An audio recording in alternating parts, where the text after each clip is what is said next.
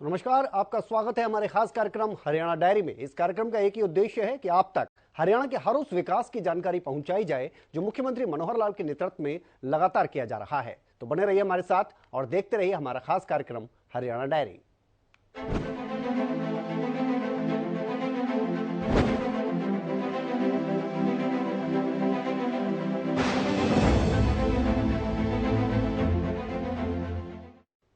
तो हरियाणा के मुख्यमंत्री मनोहर लाल ने कई सालों से पेंडिंग जल संरक्षण की किसाऊ, लखवार और रेणुका बांधों की परियोजनाओं को सिरे चढ़ाने की पहल की है। इसके लिए सीएम मनोहर लाल के केंद्र सरकार से किए गए आग्रह पर हिमाचल प्रदेश, उत्तराखंड, हरियाणा, उत्तर प्रदेश, दिल्ली और राजस्थान के मुख्यमंत्री एक मंच पर आए और आपसी समझौता किया गया है, उस पर हस्ताक्षर किया गया है।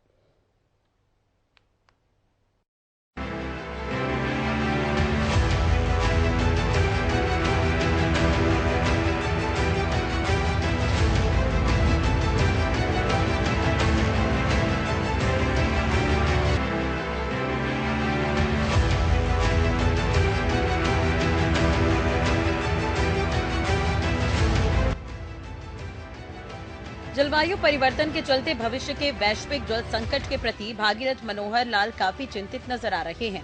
मुख्यमंत्री मनोहर लाल ने भावी पीढ़ी को जमीन के साथ साथ पानी भी विरासत में मिले, इसके लिए मेरा पानी मेरी विरासत एक अनूठी योजना देश के समक्ष रखी, जिसकी सराहना कई मंचों में हुई है। इसके लिए सीएम मनोहर लाल के केंद्र सरकार से किए गए आग्रह पर हिमाचल प्रदेश, उत्तराखंड, हरियाणा, उत्तर प्रदेश, दिल्ली और राजस्थान के मुख्यमंत्री एक मंच पर आए और आपसी समझौतों पर हस्ताक्षर किए। आपको बता दें कि मुख्यमंत्री मनोहर लाल 7 राज्यों के मुख्यमंत्रियों को एक मंच पर लाने में सफल रहे हैं। कोरोना काल में जब हर कोई घर पर रहने को मजबूर था, तो उस समय मुख्यमंत्री मनोहर लाल ने भावी पीढ़ी को जमीन के साथ साथ पानी भी विरासत में मिले, इसके लिए मेरा पानी मेरी विरासत एक अनूठी योजना की सौगात दी, जिसकी सराहना कई मंचों में हुई है। इसका श्रेय मुख्यमंत्री मनोहर लाल को जाता है। आपको बता दें कि पिछले दिनों मुख्यमंत्री मनोहर लाल ने चंडीगढ़ में अमृत जल क्रांति के अंतर्गत एकीकृत जल संसाधन कार्य योजना 2023-25 का शुभारंभ किया था। ये कार्य योजना जल संसाधनों के संरक्षण की दिशा में एक महत्वपूर्ण कदम है। जल संसाधन के प्रति हरियाणा द्वारा किए जा रहे अथक प्रयासों की कड़ी में मुख्यमंत्री मनोहर लाल जल संसाधन व जल संचयन के लिए अमृत जल क्रांति के तहत समेकित जल संसाधन कार्य योजना 2023-25 लॉन्च करते नजर आए थे। ये कार्यक्रम चंडीगढ़ में हुआ था। उल्लेखनीय है कि मुख्यमंत्री की पहल पर पंचकुला में 26-27 अप्रैल और 2023 को अमृत जल क्रांति के तहत 2 दिवसीय जल संरक्षण संगोष्ठी का भी आयोजन किया गया था। इसमें जल संरक्षण पर शोध कर रहे देश विदेश के विशेषज्ञों समेत हरियाणा के अनेक विभागों ने हिस्सा लिया था। यही कारण है कि समय समय पर मुख्यमंत्री लोगों के बीच जाते हैं और योजनाओं के बारे में जानकारी देते हैं। मुख्यमंत्री प्रकृति को बचाने के लिए जोर देते हर बार नजर आते हैं। उनका कहना है कि पानी को भी बचाना है और हमें अपनी भूमि को भी बचाना है।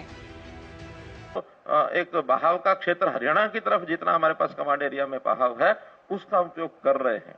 और पहली बार मैं अभी महेंद्रगढ़ जिले में होकर आया हूँ, तो महेंद्रगढ़ जिले के लोग बहुत संतुष्ट हैं कि हमको इतने सालों के बाद आखिर एक न्यूनतम आवश्यकता पानी की खेती के लिए जो है वो हमको मिल रही है। तो ये जगह जगह हमको ये भी करना पड़ेगा। गग्गर हमारे लिए पानी का स्रोत लंबे समय का तो नहीं है, लेकिन फिर भी उसके बांध लगा करके उसको कम से कम उसका ठीक से उसका जो चैनलाइजेशन हो जाए, और O2 को, झील को भी हम डीप कर रहे हैं ताकि पानी का स्टोरेज वहां ज्यादा हो सके। उसका भी पानी की आवश्यकता हमारी सिरसा जिले की खास करके बहुत पर्याप्त मात्रा में, फतेहाबाद और सिरसा 2 जिलों के अंदर उसका हमको उपयोग होता है। अब इन सब छोटी छोटी बातों पर सारे डिपार्टमेंट हमारे काम कर रहे हैं और मैं इनको सबको बहुत बहुत बधाई देता हूं कि इन चीजों पर ये आगे बढ़ रहे हैं।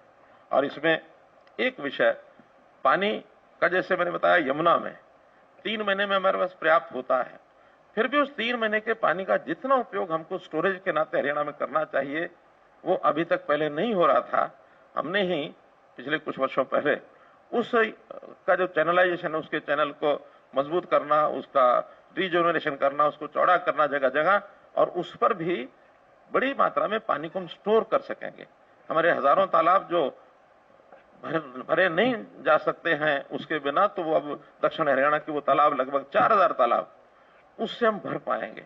मसानी डैम ये बना हुआ है, आज तक पानी नहीं होता था, लेकिन इस पानी के चैनलाइजेशन के कारण से हमने वर्षा का पानी वहां पहुंचाया और रेवाड़ी जिले में 8-10 फुट पानी जो है उसका लेवल ऊपर आया है। तो ये पानी के बारे में मैं तो बहुत इसका अध्ययन करता हूं सारी चीजों का, और उसकी जो योजना ध्यान में आती है तुरंत आप लोगों के साथ बैठ करके मैं प्लानिंग करता हूं। लेकिन मित्रों, हमने इन सब चीजों पर केवल अपना एक जो दृष्टिकोण है वो बताया है। अब उसके बाद इसको लागू करने का काम हमारे सभी अधिकारी, सभी विभाग कर भी रहे हैं, और जिस प्रकार की आज ये कार्य योजना बनाई है, इस कार्य योजना के अनुसार आप लोग इस पर अच्छे प्रकार से काम करें, ये मेरी अपील है, ताकि हमारा जो टारगेट है, ये टारगेट सभी विभागों के काम करने के बाद इसको हम पूरा कर पाएंगे। तो इस नाते से पानी की समस्या का हल केवल इसका अच्छा प्रबंधन, अच्छा एक पॉलिसी बनाना और लोगों को अपील करना, उसी में से हम आज और अगली पीढ़ी तक सब चीजों का समाधान ढूंढ पाएंगे। एक तो हमको ये करना है। दूसरा मेरा ये कहना है कि हमको पानी के साथ साथ, जैसे मैंने बाकी चीजें कही कि प्रकृति हमारी, प्रकृति के जितने भी ये तत्व हैं, ये भी सब हम मान के चले कि ये जीव इकाई है, ये निर्जीव नहीं है। तो इन जीव इकाइयों को भी हमको संतुलन बना करके उपयोग करना होगा, यानी संतुलन भी और अनुशासन भी। हमें अगर शब्द प्रयोग करता हूं मैं, तो दोहन तो हम करें लेकिन शोषण न करें। अगर उनका शोषण करेंगे तो ये हमको दरकिनार कर देंगे। चाहे वो भूमि है, भूमि का जगह जगह कटान करते हैं, खदान करते हैं, जिसके कारण से कहीं कहीं स्थानों पर तो हमारा जब अनुशासन बिगड़ता है तो भूसंखलन भी होता है, पहाड़ों में खास करके। हमारे यहां उस प्रकार का विषय भले नहीं है, लेकिन फिर भी बहुत सी चीजें ऐसी हैं जो हमें उन नियमों का, कानूनों का पालन करके, मैं अपील करता हूं कि भूमि के कटान की तरफ जरूर ध्यान करें, वरना ये चीज बहुत नुकसान दे सकती है। इसी प्रकार पर्यावरण के नाते से वायु का प्रदूषण, अब देखते हैं हम कितना संकट आता है जब प्रदूषण बढ़ता है, सांस लेना दूभर हो जाता है। कोविड जिसका परिणाम है, कोविड के कारण से एक बार तो मानवता के अस्तित्व पर संकट आ गया था। ठीक है, देश ने भी, दुनिया ने भी प्रयत्न किए, हमारे देश के वैज्ञानिकों ने 2-2 वैक्सीन बनाई, जिसमें से हम इसमें से बाहर निकले। उस समय तो किसी को लगता ही नहीं था कि क्या होगा क्या नहीं होगा, एक नई बीमारी पहली बार पल्ले पड़ी, लेकिन उससे बाहर निकले हैं। आगे ऐसा ना हो, तुमको वायु प्रदूषण और इस प्रकार की चीजें, इसके लिए चाहे फिर हमें बागवानी पर ध्यान देना होगा, वृक्षारोपण पर ध्यान देना होगा, पेड़ न कटे इसके लिए ध्यान देना होगा। मैं एक बार फिर कह रहा हूं कि हम दोहन करें, शोषण न करें। ऐसा नहीं कि पेड़ काटने पर पूरा प्रतिबंध लगा देंगे तो फिर काम नहीं चल सकता है, लेकिन कहां काटना कहां नहीं काटना, और जितना काटना उससे कुछ गुना ज्यादा उस पर और लगाना। जीव इकाई है, आज हम लगाएंगे, जो एक पेड़ काटेंगे 5 साल बाद वो सारे के सारे 5 गुना पेड़ अगर हो जाएंगे तो और उसका लाभ होगा। तो इन अभियानों पर भी हमको ध्यान देना चाहिए। सीएम मनोहर लाल ने इस दौरान प्रदूषण को लेकर भी अपनी चिंता जाहिर की थी। मनोहर लाल ने कहा था कि संसाधन का उपयोग हम कर रहे हैं, साइबर सिस्टम अच्छा है लेकिन पर्यावरण के लिए बेहतर नहीं। प्रकृति का इस्तेमाल रचनात्मक तरीके से होगा, हिंसात्मक तरीके से नहीं। सीएम मनोहर लाल ने इस दौरान बड़े भावुक अंदाज में ये भी कहा था कि माँ को बचाना है, धरती हमारी माँ है जिसका शरण किया जा रहा है। गगन का प्रदूषण हम देखते हैं, 2G, 3G, ये वेव्स का जो ट्रांसमिशन होता है, ये भी एक विकास के नाते, निर्माण के नाते, अगर इसकी भूमिका पॉजिटिव रूप से सब लोग लें तो आज के युग में बहुत बड़ा इसका योगदान है। लेकिन अगर ये वेवलेंथ ऊपर नीचे करके और उसका विध्वंसात्मक में उपयोग कर दिया, चाहे वो एटॉमिक बातें हैं, चाहे वो और तरह तरह के आज ऐसे ऐसे सिस्टम देख लिए हमने कि उस सिस्टम के कारण से कई बार तो डर लगता है कि क्या होगा। हमारा ये जो साइबर सिस्टम है, इस साइबर सिस्टम भी दुनिया की प्रगति में अभी बहुत आगे बढ़ रहा है, लेकिन कल क्या होगा ये भी क्वेश्चन मार्क लगे हुए हैं। अभी 3 दिन पहले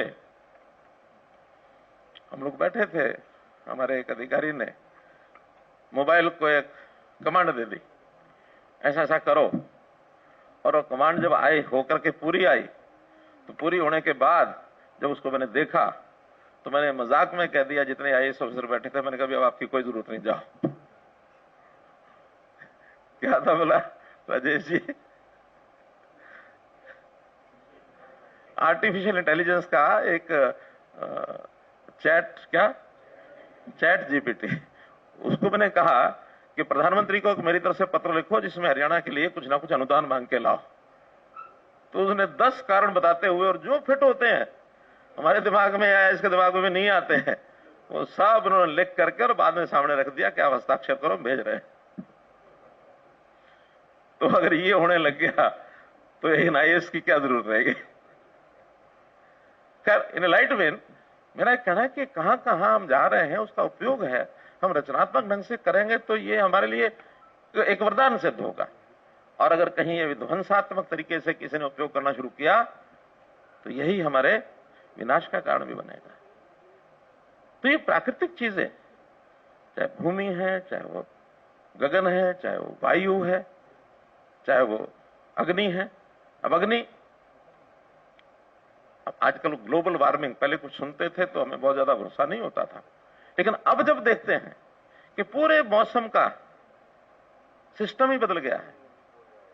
ये जिस समय में अब वर्षा आ रही है, कभी हमने तो नहीं देखी थी कि मई और जून में ऐसी वर्षा आएगी, और जून इतना ठंडा होके जाएगा।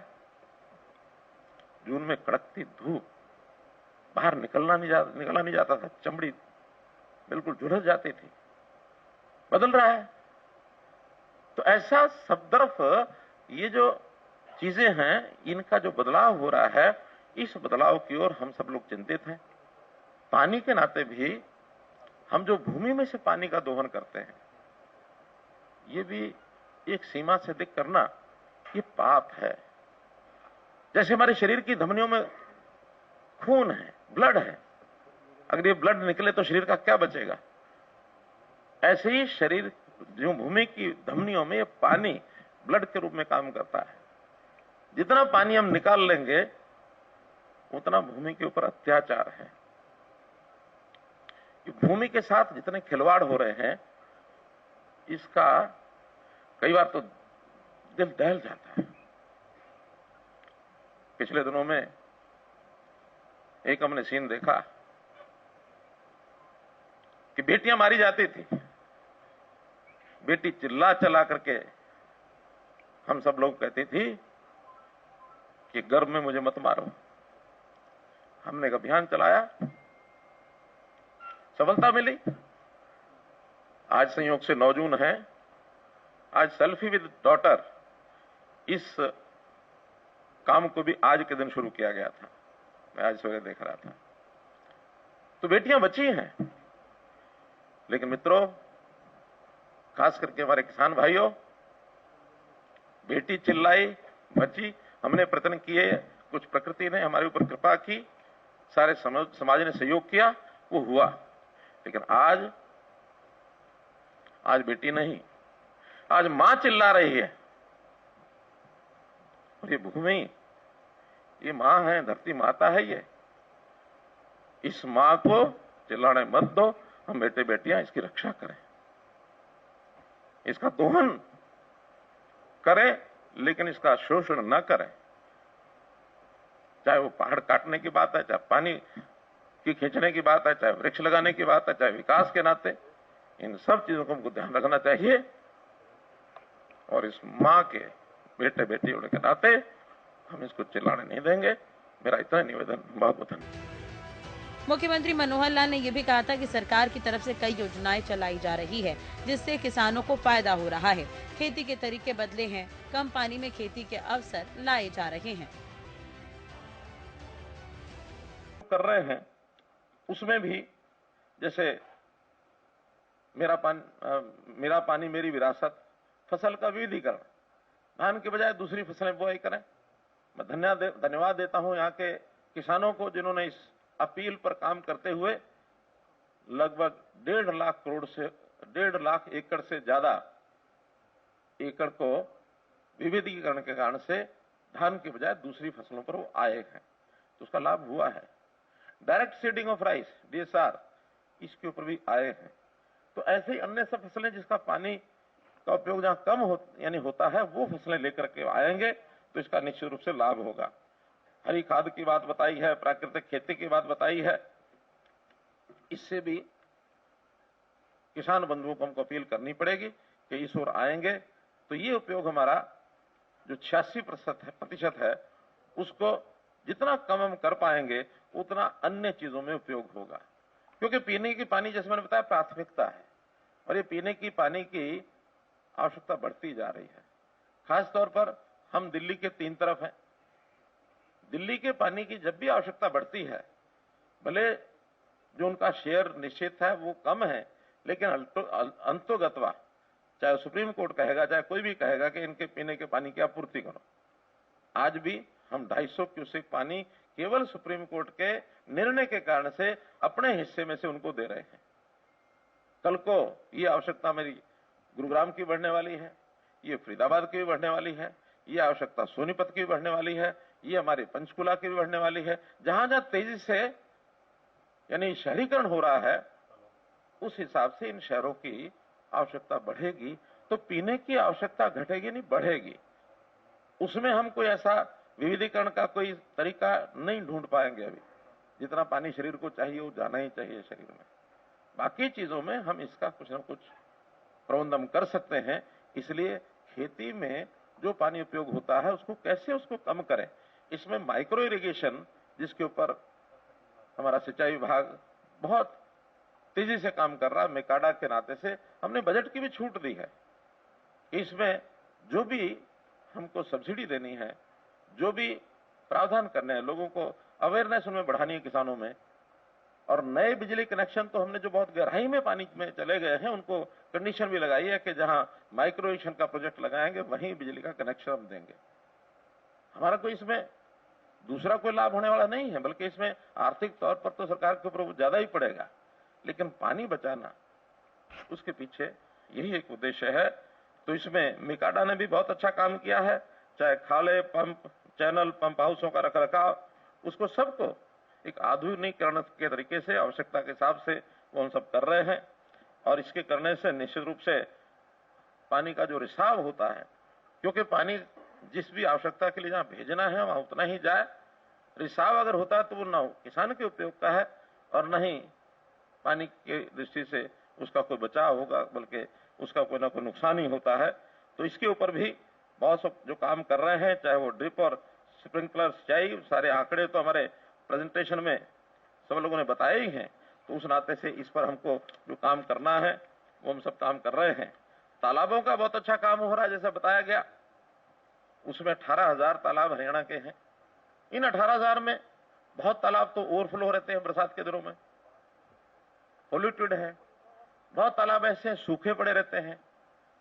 तो ऐसे इनका एक सम्यक संतुलन बैठा रहे, ताकि उस तालाब में भी जितना पानी है उसका रिचार्जिंग के लिए उपयोग आए और ग्रामीण क्षेत्र के लोगों को जैसे परंपरागत तौर पर खेत काम आता था किसानों के, वो पानी काम आए। तब होगा जब वो पानी साफ रहेगा। पॉल्यूटेड होगा तो पशु भी नहीं पिएगा उसको।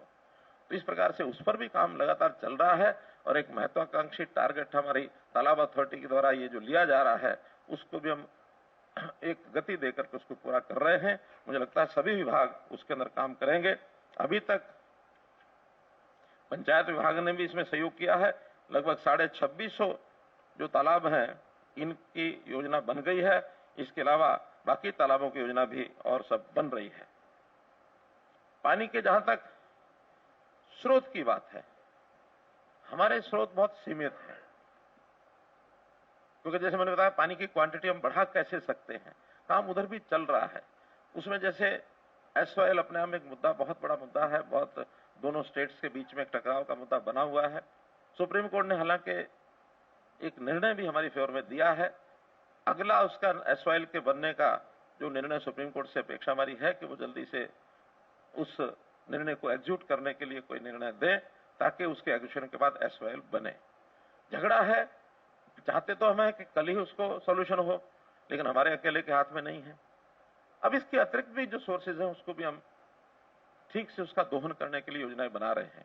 जैसे यमुना में अभी जो पानी आता है वो हमारे पास केवल 3 महीने 3.5 महीने पर्याप्त मात्रा में रहता है। इसके पानी की मात्रा प्रबंधन करके कैसे बढ़ाई जाए, तो 3 डैम, चाहे रेणुका डैम है, लखवार डैम है अथवा किसाऊ डैम है, उसके 2 के तो एमओयू हो चुके हैं, एक का अभी एमओयू होना शेष है, बहुत जल्दी वो हो जाएगा, ताकि वहां अगर कोई डैम और बांध बनते हैं, पानी के रेगुलेशन के कारण से ये जो 3 महीने पानी हमें यमुना में पर्याप्त मिलता है, ये कैसे हम इसको 5-6 महीने इसकी अवधि को बढ़ा सकते हैं, रेगुलर उसका जो रेगुलेशन जो है उसका हो जाए, तो पानी की बहुत बड़ी मात्रा हमको उस रेगुलेशन के माध्यम से मिलेगी। पानी तो वही है जो यमुना में आता है।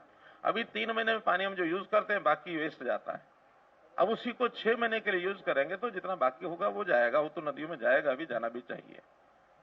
इसी प्रकार से छोटे स्रोत हैं, जैसे हमारे शिवालिक, हमारे अरावली, वहां भी पानी जो आता है उसको भी हम छोटे छोटे डैम बना करके कैसे उसको रोक सकें, कैसे उस पानी का उपयोग वहां के लोकलाइज्ड यानी किसानों को कैसे हम दे सकते हैं, और इस पर भी काम हमारा ठीक चल रहा है। जैसे 9 डैम तो शायद मुझे बांध जो हमारे शिवालिक में है।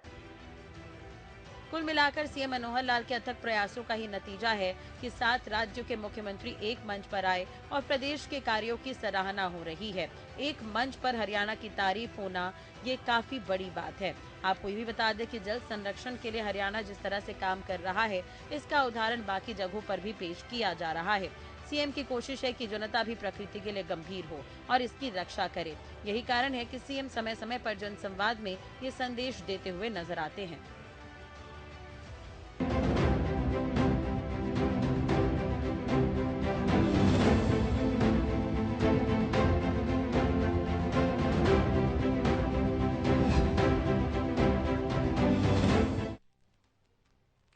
तो मुख्यमंत्री मनोहर लाल ने गरीबों के उत्थान के लिए एक और कदम आगे बढ़ाया है। दयालु योजना के तहत गरीबों को राहत दी गई है। हरियाणा सरकार द्वारा अंत्योदय परिवारों को सामाजिक वित्तीय सुरक्षा प्रदान करने के उद्देश्य से शुरू की गई दयालु योजना ऐसे परिवारों के लिए किसी वरदान से कम साबित नहीं होगी।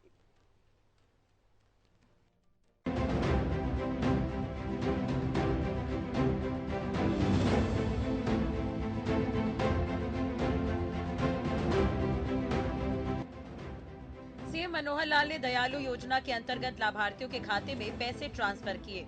हरियाणा सरकार द्वारा अंत्योदय परिवारों को सामाजिक वित्तीय सुरक्षा प्रदान करने के उद्देश्य से शुरू की गई दयालु योजना ऐसे परिवारों के लिए किसी वरदान से कम नहीं है।